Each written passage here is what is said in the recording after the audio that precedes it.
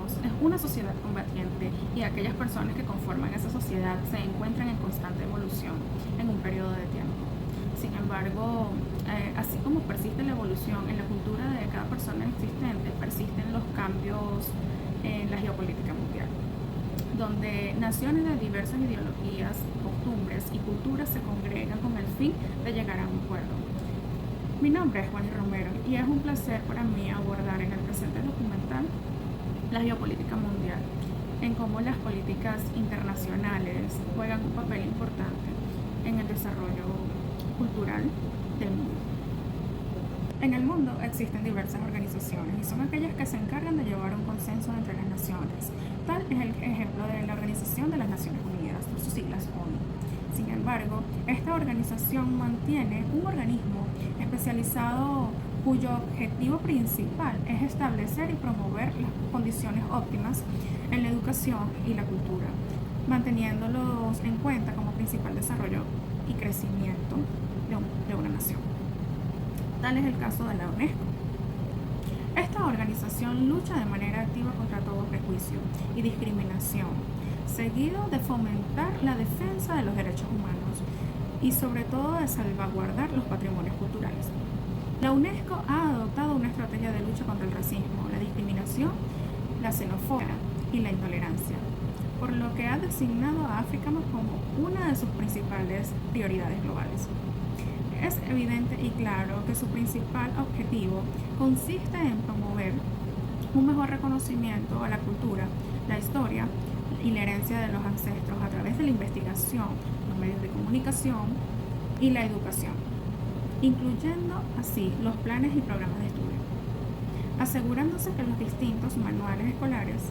y entre otros instrumentos educativos representen de manera aprobada los hechos de estas historias, con el fin de prevenir las falsificaciones y los estereotipos resultantes de esta historia. Uno de los elementos más resaltantes dentro de los fenómenos mundiales a nivel social se fundamenta en la denominada globalización.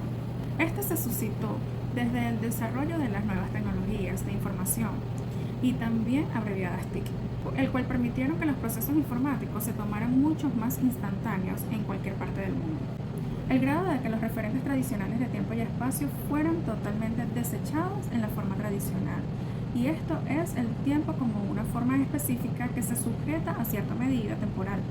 que no era instantánea,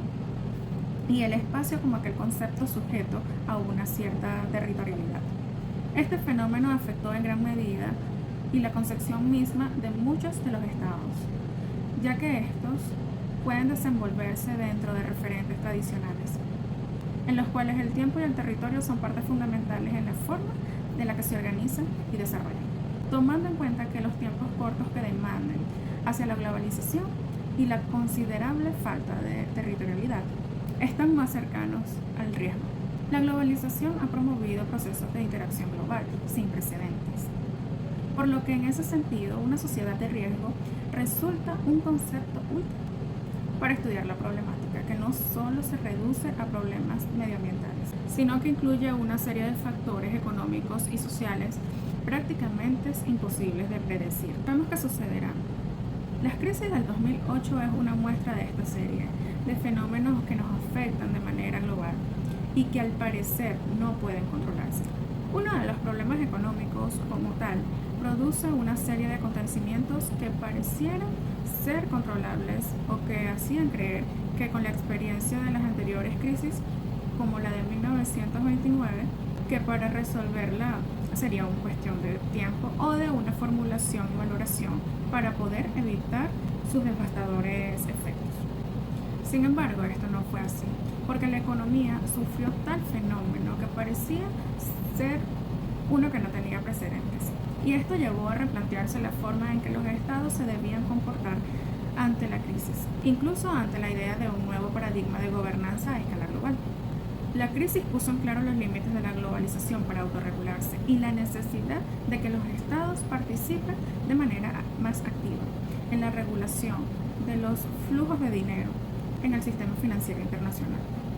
El mercado ha dejado de tener su libre albedrío y se volvió autodestructivo. Si el Estado no era capaz de establecer normativas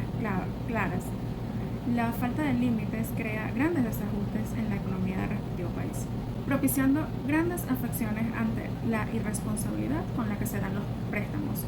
por lo que se conducen las empresas y solo se priorizan las ganancias inmediatas, sin pensar en los efectos sobre la economía a largo plazo. Durante la crisis hace más visible la forma en que el mercado necesita del Estado para poder rescatar empresas, estabilizar la economía y para que estos problemas no alcancen una magnitud catastrófica, de las cuales la economía tarda más en recuperarse.